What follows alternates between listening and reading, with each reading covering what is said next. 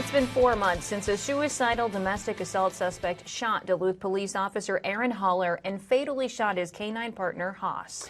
People lined the streets during Haas's funeral procession, and they'd later pack the deck for his memorial.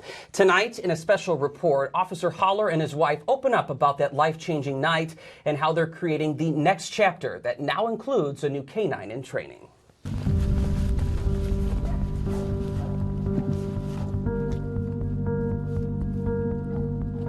We left just kind of like any other day. Holly and the kids in the living room, said goodbye, hugs, kisses, all that kind of stuff. Duluth police officer Aaron Haller describing the moments before he and his canine partner Haas headed out to an armed domestic assault call on January the 13th, 2019 that would change their lives forever.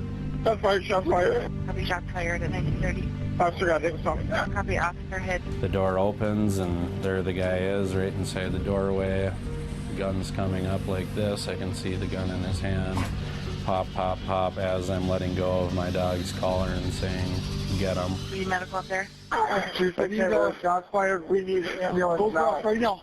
Send an ambulance in. Aaron was struck by a single bullet. I was turned, hit from the side like this. And this was the bullet that was stuck on the vest. On the very edge of the protective Kevlar panel inside. Just how close it actually was to missing, and if it had missed, I'd almost certainly be dead. During the rush of the adrenaline immediately after the shooting, all 30-year-old Aaron could think about was his canine partner. And I'm yelling, Haas, where's my dog? Haas, don't know where he's at. 3-year-old Haas would eventually appear from the crime scene. Runs up, lays down right next to me in the middle of all this. There was that initial thought of, I hope he's acting weird because I got shot. But that wasn't the case. Haas was suffering from a gunshot wound to the neck. The bullet entering through the vest, but just missing the edge of the protective panel inside. I need a car to get this dog to the vet right now. Let's go. You contact the emergency vet. Let them know we're going to be bringing in a dog with a gunshot wound. A Duluth firefighter helped work on Haas until arriving at the vet. First thing is he's asked, like, you know, how far do you want us to take it or something along those lines.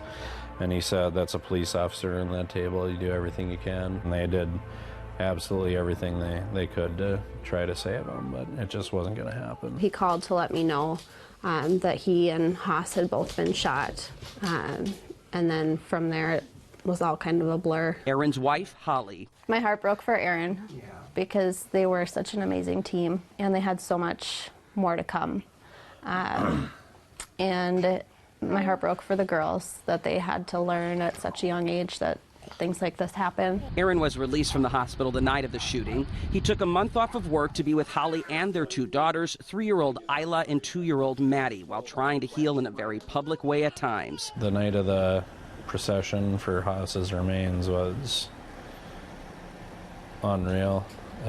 Hard to even describe. I mean, just the outpouring of support was amazing.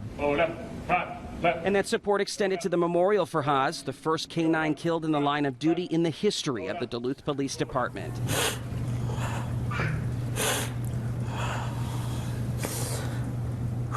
I sent my partner to what ended up being his death. It breaks you up. It's tough to watch one of your people be so heartbroken and to really be in so much pain. Police Chief Mike Tuskin says the community's support through the whole ordeal was something he's never seen in his nearly 30-year career. We rallied together and supported one another, and the community support was tremendous, and we came out the other side, I think, stronger. But boy, there was some dark days after this happened. Just put some stuff on the top, pictures on the front, and then there's a kind of a canine poem quote. Dark days Aaron is trying to leave behind now. To begin the next chapter, back on the street with his new 1-year-old canine Luna, fully funded by community donations of roughly $20,000. Climb. Yes, that a girl. The two are in their 3rd and final month of training with the St. Paul Police Department, the same program Aaron and Haas went through 2 years ago. I just kind of stopped the comparison with Haas stuff early on because she's in many ways very similar, but in many ways very different. And there's nothing bad about that. Aaron says his bond with Luna has grown over the past 9 weeks. She's excited and she wants to do stuff with me and whatnot, so it's I would say it's kind of where it should be now, but it was slow going at first, definitely. Slow going in part because Luna was all about the softer voices from females at first. Say like the sergeant comes out, female sergeant says one thing and she just loses it and it's like super happy, wagging her tail, you know, yeah, damn it, yeah. Aaron is doing a great job. He's doing a wonderful job with Luna, and I think the presence of Luna has probably helped with some of that healing for Aaron. Officer Robert Vetch, a 21-year veteran of the St. Paul PD and head trainer of the K-9 unit, believes Holler is creating another winning team for the city of Duluth. K-9 Luna has done nothing but prosper with Aaron, and that lies a lot on Aaron. He's doing an exceptional job. He's a gifted handler, and we're very fortunate to have him back. Very, very good potential with her from everything I've seen so far. No big issues or anything like that, and she'll make for a very good partner, I think. So that's where we're at right now, yeah. Meanwhile, back at home on the weekends when not training, Luna is helping to create a new normal for her law enforcement family. A family that's experienced something most will never face. I definitely say it's been life-changing. I feel like we're different people, we're a different family than we were before this happened. For Holly, phone calls from Aaron bring her back to the moment he called to say he'd been shot. It's just kind of hard to breathe until I hear him talking, to hear that, you know, from the tone of his voice, he's okay, everything's okay. And I don't know how long that'll continue for. For Aaron, priorities in life are more focused than ever. Ultimately, when it comes down to it, what's really important is right here in this house, you know. But when it comes to his profession, he says nothing will deter him from his love of being a K-9 officer as long as his family supports it, which they say they do. There's this line we use a lot at the department where it's, you know, when you've been doing this as long as I have and seen some of the things that I've seen, I couldn't picture doing anything else, really. And as for the girls, with so much life to live, their short years with Haas remain close to their hearts. I'm so glad that we had him and that they got to experience him, and I hope that they'll remember him. What was your favorite part about Haas? His kisses. And soon those kisses will be full-time with K-9 Luna as she and Holler work to cross the finish line at graduation as a new team on the streets of Duluth. Just focused on getting better each day and improving and seeing it more and more from her come out, and she'll make for a hell of a dog. Yep, absolutely.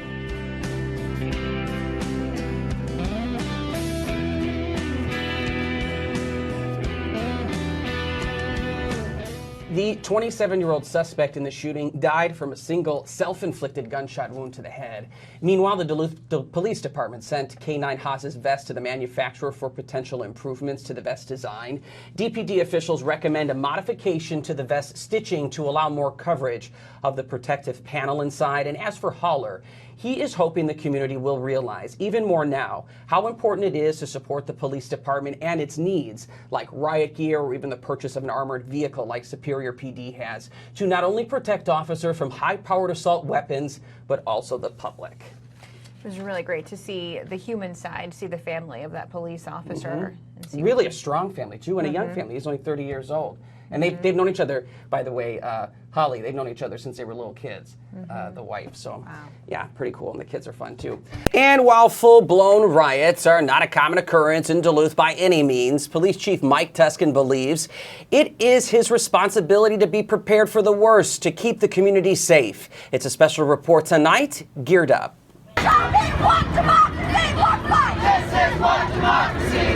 Duluth is no stranger to vocal yet mostly peaceful protests and demonstrations. But that doesn't mean the city of 86,000 is immune to potential civil unrest like a riot, as seen here in Ferguson, Missouri in 2014. That's why the Duluth Police Department has partnered with the Minnesota State Patrol to get specialized training annually for crowd control tactics when protesters turn violent against police, citizens, and property. It is possible that it could happen right here in our own backyard. We wouldn't do that without having it on footage. Sergeant Joel Olnichek is the use of force coordinator for the police department. We're learning tactics on how to be the referee when you have opposing sides. This particular exercise involves batons to use as a barricade, not a striking tool, if an out-of-control crowd is pushing toward police. To push that person and move them maybe down a different avenue, maybe move them down a street, maybe back them away from an intersection. This training comes with the purchase of more than 100 sets of protective gear for officers, much like hockey gear, that'll only be used per policy if a riot-type situation were to break out. The vest, this literally is padding that you'd find for hockey, like gloves. Sergeant Olnichek says it's all about safely placing officers between opposing conflict to protect everyone's constitutional right to protest. And the protective gear is a crucial part of that protection when rocks, cement bricks, and the unthinkable are being thrown in their direction. Nobody wants to stand there and take a water balloon filled with urine dumped over their head. But at the same time, we're giving them the gear, we're giving them the training so that they can do that. The foundation of policing is that we are there to protect people's constitutional rights, their civil rights, their human rights. Grab somebody, pull them through the line, then you handcuff them behind. Chief Mike Tuskin says he's proud of the year-long community collaboration to create a policy that states when the protective gear can be used, and he says he feels a sense of relief knowing his officers have the equipment necessary if that day were to come. And the squad leaders would be moving people accordingly. And that's the responsible thing to do when you're a public safety leader, is just to have people who are trained and equipped should that bad day ever happen. And I don't know what the next threat will be, and yet I have to be prepared for all of them. Formation, move! And that preparation is appreciated by the Minnesota State Patrol, an agency that's not only training Duluth police for the worst, but an agency that will most likely be part of the response. That's something that both of our agencies pride ourselves on, is to work hand in hand as events present themselves and making sure that the residents are protected and are getting the best possible service at all times. Protective gear is just one of the tools now available for Duluth police to keep the peace, a tool that most likely will never be touched, but a need that can be compared to that spare tire in your trunk. You probably will never use that spare tire, but at the end of the day, it sure is nice when you're standing on the side of the road to have that spare tire to get you back up on the road and get you moving. There you go. Again, you most likely will never see this type of equipment, especially, we get a lot of protesters and people demonstrating their rights on the corner of, let's say, Lake Avenue and Superior Street. You're never going to see that gear. But what if there were a different group, maybe a group outside that isn't even from Duluth, who doesn't like those people's opinions and are going after those people? Well, the police need to get in the middle of that. And that's where that equipment comes into play.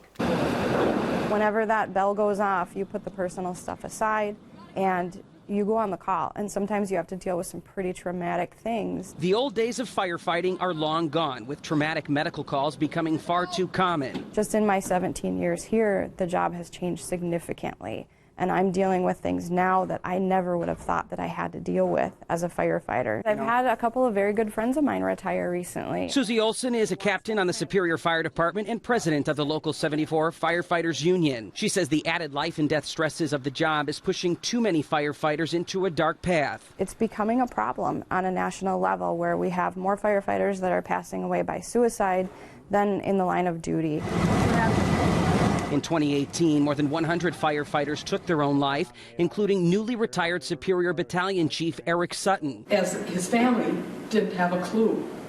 He was one hell of an actor. That's Eric's mother, Cheryl Sutton, speaking to a group of Superior firefighters and area first responders at the Northland's first ever behavior and mental health training from the International Association of Firefighters. This is when he was a battalion chief, and so he was giving some instructions to the firefighters. Cheryl says Eric always wanted to be a firefighter since he was a young kid, and he always had a heart for helping others, even up until his death at 47 years old. He was tall, good looking, easy to get along with, fantastic sense of humor, always a big smile on his face, first one to help if anybody needed help.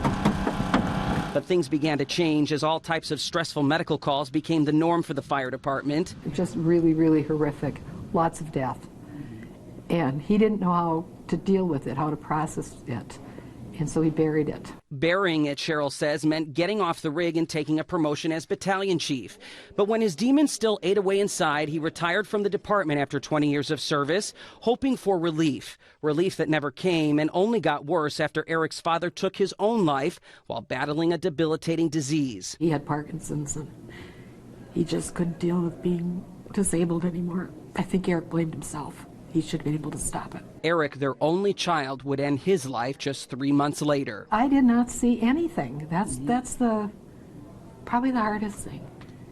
But when I hear now from his coworkers that he sometimes was isolating himself, that just wasn't Eric. When you lose someone to suicide that you work so closely with and you see all the time, you can't help but kind of wonder, like, what did we miss?